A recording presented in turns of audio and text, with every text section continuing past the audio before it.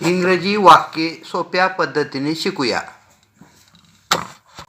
मी इंग्रजी शिकत आहे. या वाक्यात मी हा कर्ता आहे, ते पहिल्या नंबरला आहे. इंग्रजी दुसऱ्या नंबरला, शिकत आहे शिकत तिसऱ्या नंबरला आहे, चौथ्या नंबरला. मी इंग्रजी शिकत आहे या वाक्यात मी हा कर्ता आहे आणि आहे हे क्रियापद आहे. तर इंग्लिशमध्ये वाक्य तयार करताना पहिल्यांदा कर्ता लिहावा, मग नंतर क्रियापद लिहावे. मी म्हणजे काय? आय.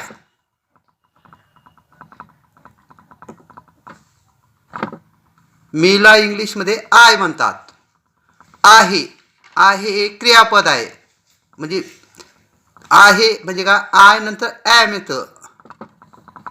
ॲम हे सहाय्यकारी क्रियापद आहे आणि सहाय्यकारी क्रियापदाच्या अगोदर आय येतात, म्हणजे आय नंतर नेहमी आय ॲमचा यूज करतात.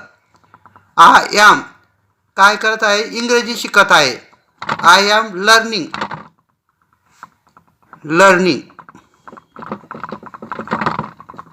शिकत मीन्स लर्निंग. काय शिकत आहे? English. I am learning English. मी इंग्रजी शिकत आहे. तो माझा मित्र आहे. या वाक्यात तो हा कर्ता आहे हे क्रियापद आहे. तो म्हणजे इंग्लिशमध्ये ई, याची ही आहे, हिज. हिज काय? हेल्पिंग वर्ब, सहाय्यकारी क्रियापद. हिज. माझा मित्र आहे. माझा म्हणजे माय, मित्राला फ्रेंड म्हणतात इंग्लिशमध्ये. ही इज माय फ्रेंड. म्हणजे या ठिकाणी ही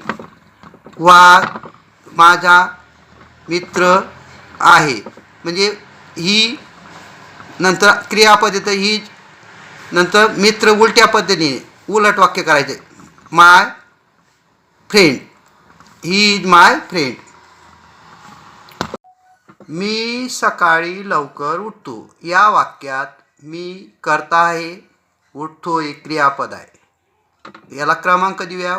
1 2 3 4.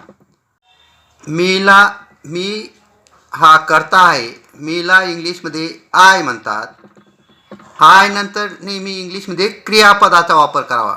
क्रियापद काय? या वाक्यात शेवटचा जो शब्द असतो मराठीमध्ये तो क्रियापद असतो. उठतो म्हणजे काय? वेकअप.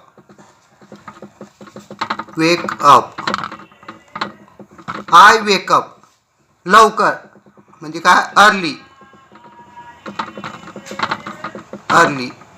In the morning.